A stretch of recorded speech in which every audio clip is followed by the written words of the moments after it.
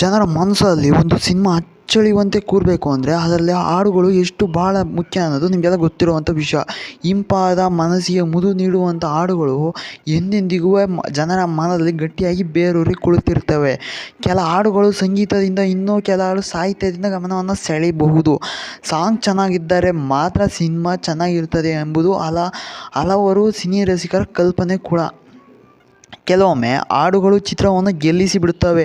ಇಲ್ಲಿ ಸಿನಿಮಾ ಹಾಡುಗಳು ಎರಡು ಸೂಪರ್ ಹಿಟ್ ಆದ ಕನ್ನಡ ಸಿನಿಮಾಗಳನ್ನು ಪಟ್ಟಿಯನ್ನು ನಾನಿವತ್ತು ಎತ್ತಕೊಂಡು ಬಂದಿದ್ದೇನೆ. ಅದರ ಬಗ್ಗೆನೇ ನಾವಿವತ್ತು ಮಾತಾಡೋದು ಕೂಡ.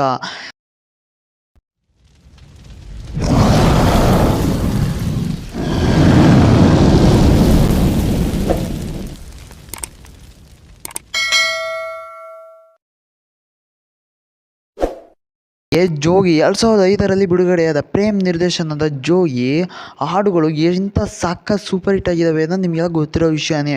ಮೂವಿ ಕೂಡ ಅದೇ ಲೆವೆಲ್ಗೆ ಹಿಟ್ ಆಗಿತ್ತು. ಹ್ಯಾಟ್ರಿಕ್ ಹೀರೋ ಶಿವರಾಜ್ ಕುಮಾರ್ ಮತ್ತು ಜೆನ್ನಿಫರ್ ಕೊತ್ವಾಲ್ ಲೀಡರ್ನಲ್ಲಿ ನಟಿಸಿದರು.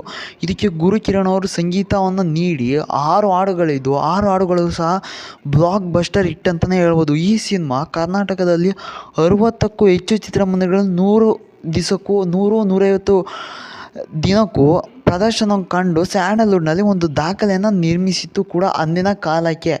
ಈ ಸಿನಿಮಾದ ಹಾಡುಗಳು ಎಲ್ಲೋ ಜೋಗಪ್ಪ ಇರ್ಬೋದು, ಆಮೇಲೆ ಉಯ್ಯೋ ಉಯ್ಯ ಮಾದೇಶ್ವರ, ಎಲ್ಲ ಸಾಂಗ್ಸು ತುಂಬಾ ಅಲ್ಟಿಮೇಟಾಗಿ ನಮ್ಮ ಜೋಗಿ ಪ್ರೇಮ್ ಅವರು ತೊಗೊಂಡು ಬಂದಿದ್ದರು. ಅದೇ ಥರ ಸಕ್ಸಸ್ಸನ್ನು ಕಂಡು ಕೂಡ. ಇನ್ನು ನೆಕ್ಸ್ಟ್ ಬರೋದಾದರೆ ಮುಂಗಾರು ಮಳೆ, one of the favourite movie ನನಗೆ.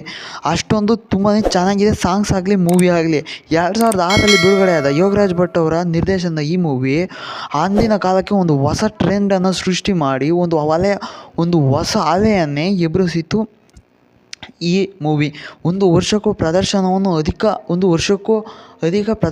ಕಂಡು ದಾಖಲೆಯನ್ನು ಬರೆದಿತ್ತು. ಇದು ಗೋಲ್ಡನ್ ಸ್ಟಾರ್ ಗಣೇಶ್ ಅವರಿಗೆ ಒಂದು ಬಿಗ್ ಬ್ರೇಕನ್ನು ಕೊಟ್ಟಂಥ ಮೂವಿ ಮತ್ತು ಪೂಜಾ ಗಾಂಧಿಗೂ ಒಂದು ಬಿಗ್ ಬ್ರೇಕನ್ನು ಕೊಟ್ಟಂಥ ಮೂವಿ.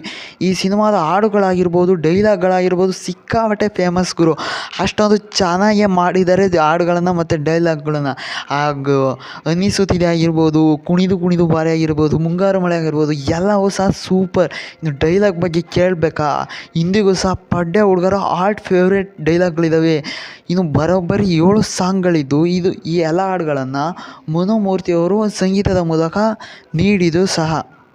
ಇನ್ನು ಗಾಳಿಪಟ, ಇದು ಸಹ ನನ್ನ one of the favourite movie ಅಂತ ಹೇಳ್ಬೋದು. ಇನ್ನೊಂದು ಸತಿ ರಿಲೀಸ್ ಆದರೆ ಈ ಮೂವಿನ ಖಂಡಿತವಾಗಲೂ ಥಿಯೇಟರ್ನಲ್ಲೇ ಹೋಗಿ ನೋಡ್ತೇನೆ.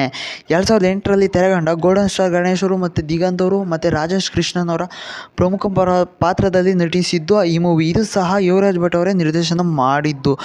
ಈ ಮೂವಿಲಿರುವಂಥ ಹಾಡುಗಳ ಸಹ ಸೂಪರ್ ಡೂಪರ್ ಹಿಟ್ ಗುರು. ಎಲ್ಲ ಸಾಂಗ್ ಸಹ ಒಂದು ಮಳೆ ಬರ್ತಾ ಇರಬೇಕಾದ್ರೆ ಕೇಳಿದ್ರೆ ಮಾತ್ರ ಯಾವ ಲೆವೆಲ್ಗೆ ಕಿಕ್ ಹೊಡೆಯುತ್ತೆ ಅಂದರೆ ಅಷ್ಟು ಲೆವೆಲ್ಗೆ ಕಿಕ್ ಹೊಡೆಯುತ್ತೆ. ಇನ್ನು ಈ ಚಿತ್ರಕ್ಕೆ ಸಂಗೀತ ನೀಡಿದ್ದು ವಿ ಹರಿಕೃಷ್ಣ ಅವರು. ಒಟ್ಟು 6 ಸಾಂಗ್ಗಳಿವೆ, ಎಲ್ಲವೂ ಸಹ block buster and super hit ಸಾಂಗ್ಗಳೇ. ಇನ್ನು ನೆಕ್ಸ್ಟ್ ಬಂದುಬಿಟ್ಟು ಕಿರಿಕ್ ಪಾರ್ಟಿ. ಈ ಮೂವಿ ಬಗ್ಗೆ ಹೇಳೋಕ್ಕೆ ಆಗೋದಿಲ್ಲ. 2015ರಲ್ಲಿ ತೆರೆ ಕಂಡ ಬ್ಲಾಕ್ ಬಸ್ಟರ್ ಸಿನಿಮಾ ಕಿರಿಕ್ ಪಾರ್ಟಿ. ಈ ಸಿನಿಮಾ ರಿಷಬ್ ಶೆಟ್ರು ಇದು ಕತೆ ಚಿತ್ರಕಥೆ ನಿರ್ದೇಶನ ಮಾಡಿದಂಥವ್ರು. ಇದರಲ್ಲಿ ರಕ್ಷಿತ್ ಶೆಟ್ಟಿ ನಾಯಕ ನಟನಾಗಿ ನಟಿಸಿದ್ದು. ಇದರಲ್ಲಿ ಏನೇನಿಲ್ಲ ಅಂತ ಹೇಳೋದ್ಕಿಂತ ಏನೇನಿದೆ ಅಂತ ಹೇಳೋದು ತುಂಬಾ ಮುಖ್ಯ. ಯಾಕಂದರೆ ಕೊನೆ ಬೆಂಚಲ್ಲಿ ಕೂತ್ಕೊಂಡು ಕ್ಲಾಸ್ಗೆ ಬಂಕನ್ನು ಹಾಕ್ಕೊಂಡು ಲೆಕ್ಚರರ್ ಹತ್ರ ಉಗಿಸ್ಕೊಂಡು ಬೈಸ್ಕೊಂಡು ಹುಡುಗಿರಿಂದ ಬಿದ್ದು ಓಡಾಡಿ ಫ್ರೆಂಡ್ ಜೊತೆ ಕಿತ್ತಾಡ್ಕೊಂಡು ಲವ್ವು, ಫೈಟು, ಕಾಲೇಜು, ಎಲೆಕ್ಷನ್ನು, ವಿದ್ಯಾರ್ಥಿ ಜೀವನ ಯಾವ ಲೆವೆಲ್ಗಿದೆ ಅನ್ನೋ ತೋರಿಸಿದ್ದೇ ಈ ಮೂವಿ ಅಂತ ಹೇಳ್ಬೋದು. ಯಾಕಂದರೆ ವಿದ್ಯಾರ್ಥಿಯವರ ಮೂವಿಗಳು ಬರೋದು ತುಂಬಾ ಕಮ್ಮಿ. ಅದರಲ್ಲೂ ಬಂದಂಥ ಮೂವಿಗಳು ಹಿಟ್ಟಾಗೋದು ಸಹ ಅಲ್ಲಲ್ಲಿ ಸ್ವಲ್ಪ ಕಮ್ಮಿನೇ ಅಂತ ಹೇಳ್ಬೋದು. ಬಂದಂಥ ಮೂವಿಲಿ ಇದಂತೂ ಒಂದು ಸೂಪರ್ ಬ್ಲಾಕ್ ಬಸ್ಟರ್ ಮೂವಿ ಅಂತ ಹೇಳ್ಬೋದು. ಇನ್ನು ಇದಕ್ಕೆ ಸಂಗೀತ ನೀಡಿದ್ದು ಅಜನೀಶ್ ಲೋಕೇಶ್ನಾಥ್ ಅವರು. ಸಾಂಗ್ಸ್ ಎಲ್ಲ ಬ್ಲಾಕ್ ಬಸ್ಟರ್ ಹಿಟ್ ಅಂತಲೇ ಹೇಳ್ಬೋದು. ಇನ್ನು ನಮ್ಮ ಗೂಗ್ಲಿ ರಾಕಿಂಗ್ ಸ್ಟಾರ್ ಯಶ್ ಅವರು ವೃತ್ತಿ ಬಗ್ಗೆ ಒಂದು ಉತ್ತಮ ಮೈಲೇಜನ್ನು ಕೊಟ್ಟಂಥ ಸಿನಿಮಾ ಇದು ಗೂಗ್ಲಿ. ಇದು ಪವನ್ ಒಡೆಯರು ನಿರ್ದೇಶನ ಮಾಡಿದಂಥ ಮೂವಿ. ಈ ಸಿನಿಮಾ 2013 ಜುಲೈ 19ರಂದು ತೆರೆಗೆ ಬಂದಿತ್ತು. ಯಶ್ ನಾಯಕನಾಗಿ, ಕೃತಿ ಕರಬಂದವರು ನಾಯಕಿಯಾಗಿ ಬಣ್ಣವನ್ನು ಹಚ್ಚಿದರು. ಪ್ರೀತಿ ಜೊತೆಗೆ ಸಾಕಷ್ಟು ಭಾವನಾತ್ಮಕ ಅಂಶಗಳನ್ನು ಈ ಮೂವಿ ತೊಗೊಂಡು ಬಂದಿತ್ತು. ಜೊತೆಗೆ ಹಾಸ್ಯ ಮತ್ತು ಒಂದು love emotions father sentiment, mother ಸೆಂಟಿಮೆಂಟನ್ನು ಎಲ್ಲವನ್ನು ತೊಗೊಂಡು ಬಂದಿತ್ತು. ಇನ್ನು ಈ ಸಿನಿಮಾಗೆ ಶ್ರೀಧರ್ ಸಂಗೀತವನ್ನು ನೀಡಿದರು. ಹಾಡುಗಳು ಸಹ ಬ್ಲಾಕ್ ಬಸ್ಟರ್ ಹಿಟ್ ಅನ್ಬೋದು. ಹಳೆ ಲವರ್ ಆಗಿರ್ಬೋದು, ಮೊದಲನೇ ಸಾಂಗ್ ಆಗಿರ್ಬೋದು, ಫೀಲಿಂಗ್ ಸಾಂಗ್ ಇರ್ಬೋದು, ಎಲ್ಲ ಸೂಪರ್ ಹಿಟ್. ಇನ್ನು next mister and missus Ramachari. ಇದು ನನ್ನ one of the best favourite movie ಅಂತಲೇ ಹೇಳ್ಬೋದು.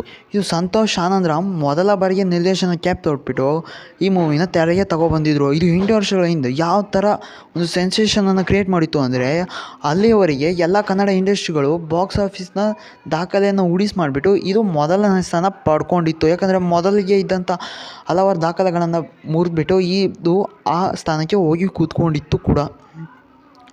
ಇದು ಸಹ ಒಂದು ಕಮರ್ಷಿಯಲ್ ಅಂಶಗಳನ್ನು ಬೆಳೆಸ್ಬಿಟ್ಟು ಒಂದು ಭಾವನಾತ್ಮಕ ಒಂದು ಲವ್ ಆಗಿರ್ಬೋದು, ಎಮೋಷನ್ಸ್ ಆಗಿರ್ಬೋದು, ಫೈಟ್ ಆಗಿರ್ಬೋದು, ಎಲ್ಲವನ್ನು ಸಹ ತೊಗೊಬಂದಂಥ ಈ ಮೂವಿ ತುಂಬಾ ಚೆನ್ನಾಗಿ ಬಂದಿತ್ತು. ಅಷ್ಟೇ ಚೆನ್ನಾಗಿ ಒಂದು ಬಾಕ್ಸ್ ಆಫೀಸ್ ಕಲೆಕ್ಷನನ್ನು ಕೂಡ ಮಾಡಿತ್ತು ಕೂಡ. ಇದಕ್ಕೂ ಸಹ ವಿ ಹರಿಕೃಷ್ಣ ಅವರೇ ಸಂಗೀತವನ್ನು ನೀಡಿದರು. ಇನ್ನು ಸಾಂಗ್ ಬಗ್ಗೆ ಕೇಳಬೇಕಾ, ಒಂದು ಸತಿ ಯೂಟ್ಯೂಬಲ್ಲಿ ಹೋಗಿ ಚೆಕ್ ಮಾಡಿ ಸಾಂಗ್ನ ಯಾವ ಲೆವೆಲ್ಗಿದೆ ಅಂತ ನಿಮಗೆ ಗೊತ್ತಾಗುತ್ತೆ. ಇನ್ನು ರಾಜ್ಕುಮಾರ, ಇದು ಪುನೀತ್ ರಾಜ್ಕುಮಾರ್ ಅವರು ಮತ್ತು ಪ್ರಿಯಾ ಆನಂದ್ ಅವರು ಲೀಡಲ್ಲಿ ನಟಿಸಿದಂಥ ಮೂವಿ. ಇದು ಸಹ ಸಂತೋಷ್ ಆನಂದರಾಮ್ ಅವರು ನಿರ್ದೇಶನ ಮಾಡಿದಂಥ ಮೂವಿ. ಈ ಮೂವಿ ಯಾವ ಲೆವೆಲ್ಗೆ ಹಿಟ್ಟಾಗಿತ್ತು ಅಂದರೆ 15 ವಾರಗಳ ಕಾಲ ಚಿತ್ರಮಂದಿರಗಳಲ್ಲಿ ಓಡಿ ಈಗಿನ ಹೊಸದೊಂದು ದಾಖಲೆಯನ್ನು ನಿರ್ಮಾಣ ಮಾಡಿತ್ತು. ಅದರಲ್ಲೂ ಸುಮಾರು 70 ಕೋಟಿಗೂ ಅಧಿಕ ಕಲೆಕ್ಷನನ್ನು ಮಾಡಿ ಒಂದು ಹೊಸ ದಾಖಲೆಯನ್ನು ಬರೆದಿತ್ತು ಕೂಡ. ಈ ಕಥೆ ಬಗ್ಗೆ ಹೇಳೋದಾದರೆ, ಇದು ಯಾವ ಥರ ಅಂದರೆ ಒಂದು ಒಳ್ಳೆಯ ಸಂದೇಶವನ್ನು ಕೊಟ್ಟಿತ್ತು ಕೂಡ. ಅಂದರೆ ಅನಾಥಾಶ್ರಮಕ್ಕೆ ತಂದೆ ತಾಯಿಯನ್ನು ಸೇರಿಸಿದ್ರೆ ಏನಾಗುತ್ತೆ ಅನ್ನೋದು ಈ ಮೂವಿಯ ಆನ್ಲೈನ್ ಸ್ಟೋರಿ. ತುಂಬಾ ಚೆನ್ನಾಗಿ ಹೇಳಿದರು ಸಂತೋಷ್ ಆನಂದರಾಮ್ ಅವರು. ಇದು 15 ವಾರಗಳ ಕಾಲ ಓಡಿ ಹೊಸ ದಾಖಲೆಯನ್ನು ಬರೆಯೋದಲ್ಲದೆ ಸುಮಾರು 70 ಕೋಟಿಗೂ ಅಧಿಕ ಕಲೆಕ್ಷನ್ನ ಮಾಡಿ ಒಂದು ಹೊಸ ದಾಖಲೆಯನ್ನು ನಿರ್ಮಾಣವನ್ನು ಮಾಡಿತ್ತು ಕೂಡ. ಇನ್ನು ಈ ಸಾಂಗ್ ಬಗ್ಗೆ ಹೇಳಂಗೆ ಇಲ್ಲ, ನಿಮಗೆ ಎಲ್ಲ ಗೊತ್ತು ಅವ್ರ ಬಗ್ಗೆ. ಬೇಕಿದ್ರೆ ಯೂಟ್ಯೂಬಲ್ಲಿ ಹೋಗಿ ನೋಡಿ ಯಾವ ಥರ ಇದೆ ಸಾಂಗ್ಸು ಅಂತ ಗೊತ್ತಾಗುತ್ತೆ. ಇನ್ನು KGF, ಇದು ಕನ್ನಡ ಚಿತ್ರರಂಗದ ಇತಿಹಾಸದಲ್ಲೇ ಹೊಸ ದಾಖಲೆಯನ್ನು ನಿರ್ಮಿಸಿದಂಥ ಚಿತ್ರ ಅಂತ ಹೇಳ್ಬೋದು. ಇದು ಪ್ರಶಾಂತ್ ನೀಲ್ ಅವರು ಉಗ್ರಂ ಆದಮೇಲೆ ಕೈಗೆತ್ಕೊಂಡಂಥ ಸಿನಿಮಾ. ಇದು KGF ಚಾಪ್ಟರ್ 1 ಮತ್ತು ಚಾಪ್ಟರ್ 2 ಸ್ಯಾಂಡಲ್ವುಡ್ ಮಾತ್ರ ಅಲ್ಲ, ಇಡೀ ಭಾರತೀಯ ಚಿತ್ರರಂಗವೇ ಕನ್ನಡದತ್ತ ತಿರುಗಿ ನೋಡುವಂಥ ಮಾಡಿದಂಥ ಮೂವಿ. ಇದು ರಾಕಿಂಗ್ ಸ್ಟಾರ್ ಅಭಿನಯದ KGF ಒಂದು ಮೈನಿಂಗ್ ಅಂದರೆ ಗೋಲ್ಡ್ ಮೈನಿಂಗ್ ಬಗ್ಗೆ ಹೇಳಿತ್ತು ಮೂವಿ ಕೂಡ.